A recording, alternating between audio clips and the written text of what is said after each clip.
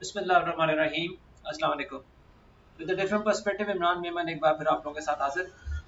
आज का वीडियो ज़रा गौर से देखिएगा क्योंकि अब मार्केट जो है वो नए हाई के लिए तैयार हो रही है और यहाँ पे किस तरह से चीज़ों को देखना चाहिए, क्या लेवल्स होने चाहिए देखने के लिए, क्योंकि कल वीकेंड भी है तो क्या चीज़ें ऐसी हैं जो बहुत इम्पोर्टेंट है वो ज़रा डिस्कस करेंगे। सबसे पहले अगर हम बात करें तो ये हमारे पास मंथली चार्ट है KSE 100 का, ठीक है। अच्छा, इसको अगर हम देखें तो मंथ ऑन मंथ बेसिस पे मार्केट ने अभी तक कोई भी ऐसा महीना हमने नहीं देखा जो 50,900 से ऊपर क्लोज हो, ठीक है। अच्छा, इसमें अगर देखें तो 50,886 हमने जनवरी 2017 में क्लोज होते हुए देखा था। उसके बाद मई 2017 में हमने जो हाई लगते हुए देखा था वो 53,127 का था और उस वक्त भी जो मंथली क्लोजिंग आई थी वो 50,590 पे आई थी।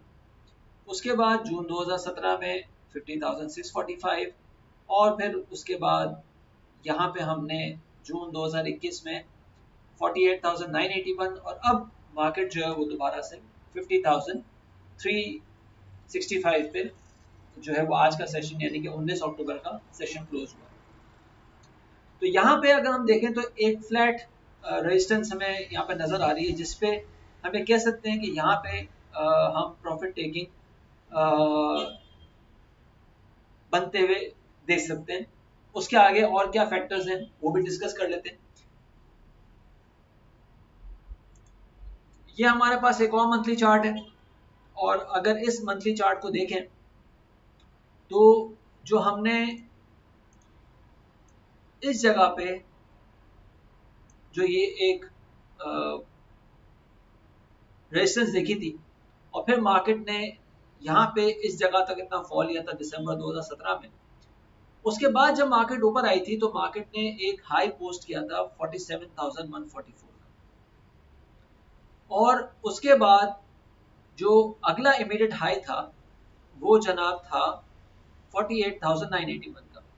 तो इस हाई और इस हाई को अगर हम जोड़ें तो यहाँ पे हम एक अपसाइड लाइन जनरेट होते हुए देखते हैं जो कि अब नजर आता है कि 50,520 या 50,600 के आसपास ये लाइन कहीं लाई करती है, ठीक है। तो अगेन यहाँ पे भी एक चीज नजर आ रही है कि ये एक ऐसा लेवल है जो कि मार्केट को ब्रेक करना होगा। और आगे चलते हैं और यहाँ पे हम बात करते हैं कुछ हार्मोनिक पैटर्न्स की। और उन हार्मोनिक पैटर्न्स पे अगर बात करें तो फरवरी 2019 से मार्केट ने जो 4,780 का जो लो पोस्ट किया था वहां से जो 53,130 या 53,127 का जो हाई पोस्ट किया वहां से अगर मैं यहाँ पे इसको ड्रॉ करूं तो इस जगह से इस जगह तक जो एक करेक्शन बना वो इस पूरे एरिया का 50% रिट्रेसमेंट था, ठीक है। अच्छा, इस 50% रिट्रेसमेंट के बाद मार्केट ने दोबारा से एक बाउंस लेना शुरू किया कोई इस तरह से, ठीक है जी। और ये बाउंस अगर आप देखें तो यहाँ पे एक ट्रेंड लाइन सपोर्ट तो बन गई, ठीक है जी। अच्छा, इस ट्रेंड लाइन सपोर्ट को यहाँ पे अगर हम मार्क करें और यहाँ पे देखें कि भाई ये ट्रेंड लाइन सपोर्ट बन चुकी है तो मार्केट ने ये सपोर्ट तो अपने आप में बना ली। अब मार्केट ने जो अपसाइड लिया वो इस वक्त अगर हम देखें तो मार्केट का अपसाइड इस जगह पे अगर हम हार्मोनिक पैटर्न के हिसाब से बात करें तो चूंकि यहाँ पे 50% हमने एक रिट्रेसमेंट देखी उसके बाद मार्केट के पास दो पॉइंट्स होते हैं। अगर हम जो लोग हार्मोनिक्स को जानते हैं वो अगर बैट पैटर्न को देखें तो बैट पैटर्न की पर्सनैलिटी ये होती है कि जो एक्स और ए के बाद जो बी लेग होती है वो 50% तक रिट्रेस करती है और उसके बाद जो सी लेग बनती है वो या तो 38.2% पे आके रुकती है या फिर 88.6% पे आके रुकती है। यहाँ पे हमने देखा कि मार्केट ने 38.2% तो बड़े इजीली ब्रेक कर दिए जो कि यहाँ पे लाई करता तो कोई 38,130 पे, इसको तो बड़े आराम से ब्रेक कर दिया। अब जो दूसरा लेवल बनता है वो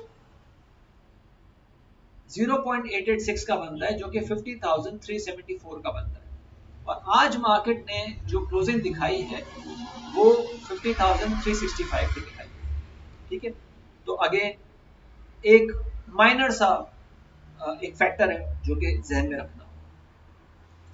उसके बाद अगर आगे चलें तो यहाँ पे इस जगह पे अगर हम देखें तो जैसे मैंने वहां पिछले इस चार्ट में भी शेयर किया था कि यहाँ पे हमने एक सपोर्ट बनते हुए देखिए। इस सपोर्ट को अगर थोड़ा सा हम माइक्रो लेवल पे लेके जाएं तो जनवरी 2023 से अब तक ये सपोर्ट यहाँ पे इस तरह से दिखा रही है। अगर मैं इसको यहाँ पे यूं करके दिखाऊं तो आप ये देख सकते हैं कि जनवरी 2023 से यहाँ पे एक सपोर्ट हम बनते हुए देख रहे हैं, सॉरी जून 2023 से यहाँ सपोर्ट बनते हुए देख रहे हैं।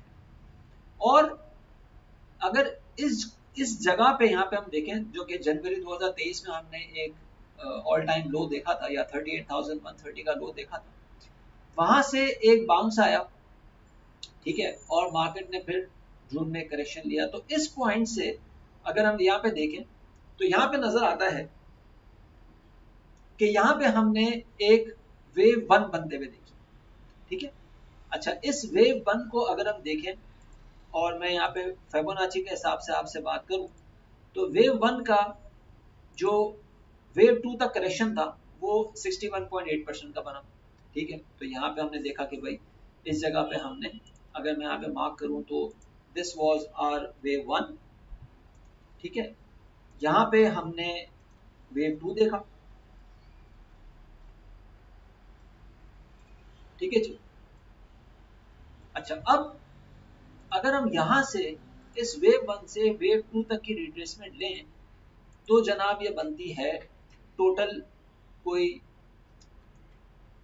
361.8%, 49,644 का, और मार्केट ने 49,404 का एक हाई बनाया, जो कि नजर आता है कि मार्केट ने यहाँ पे अपनी वेव थ्री कंप्लीट की।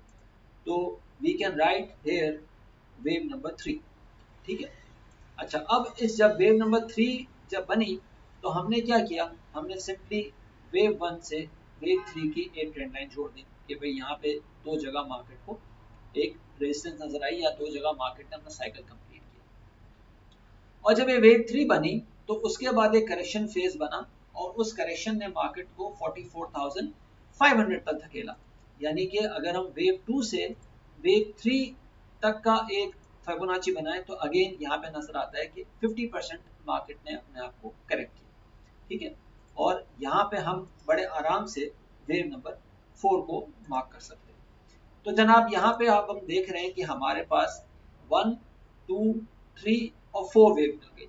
अब जो फिफ्थ वेव है वो हम देखेंगे कि भाई ऑब्वियसली वो वेव 3 से वेव 4 का एक रिट्रेसमेंट बनेगा और वो बनेगा जनाब कोई 161.8% तक, ठीक है। और ये बता रहा है कि हम 52,500 या 52,550 तक मार्केट को जाता हुआ देख सकते हैं। यहाँ पे हम बता रहे हैं कि एलियट वेव ये कह रही है कि मार्केट में इस जगह पे आके हम एक जो है एक रैली को एंड होते हुए देख सकते हैं। लेकिन साथ में अगर हम जो इस वक्त फिफ्थ वेव है, फिफ्थ वेव की एक और पर्सनैलिटी ये भी होती है कि अगर वेव थ्री अपना 360% या इनफैक्ट 260% से ऊपर भी जा चुकी है तो फिर वेव फाइव जो होती है वो इतनी लेंदी नहीं होती, यूजुअली इतनी लेंदी नहीं होती, ठीक है। और इसको अगर दूसरी तरफ देखें तो यहाँ पे ये जो मैंने रेड लाइन मार्क करके रखी है और यहाँ पे मैंने जो डार्क ग्रीन लाइन मार्क करके रखी है, अगर मैं इस ब्लू लाइन को हटा दूं तो यहाँ पे आप ये नोट करेंगे कि एक वेज बनता हुआ नजर आ रहा है जो कि राइजिंग वेज कहला रहा है।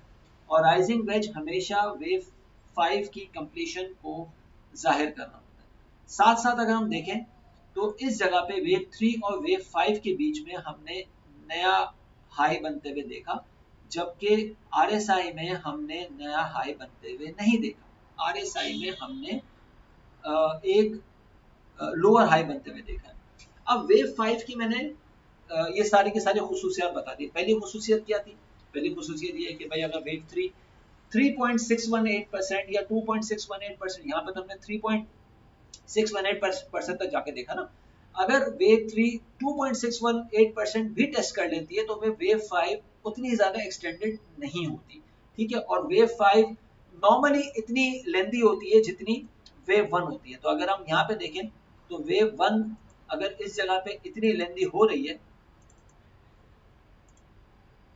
इस जगह पे अगर यहाँ पे ये ब्लू लाइन इतनी लेंदी हुई है, तो जो वेव 5 है वो कहीं यहाँ तक जा सकती है, लेकिन और वो जाने का जो लेवल है वो कहीं 55,000 तक होगा, ठीक है। लेकिन ये बात उस वक्त वैलिड होती है जब वेव 3 अपनी जो तीसरा फोल्ड है यानी कि 361.8% अचीव ना करे, तो वेव 5 जो है वो अपना वो काम पूरा करती है। लेकिन जब यहाँ पे वेव 3 अपना वो काम पूरा कर चुकी होती है तो वेव 5 की लेंथ में थोड़े से डाउट क्रिएट होना शुरू हो जाते हैं।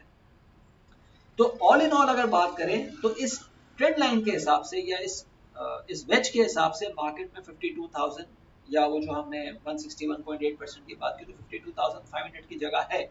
लेकिन ये फैक्टर ये फैक्टर ये फैक्टर भी ध्यान में रखना है।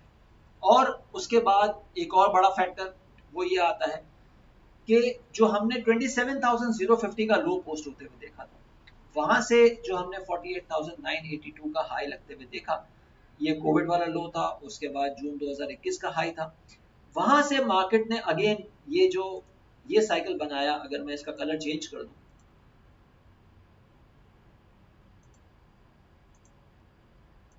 तो मार्केट ने यहां से लेके यहां तक जो साइकिल बनाया, अगेन यहाँ 50% रिट्रेसमेंट पूरी हुई।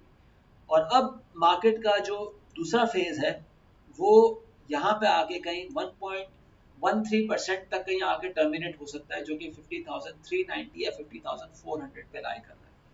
और ये लेवल है अगर हम यहाँ पे ये देख रहे होते हैं कि शार्प पैटर्न बन रहा है।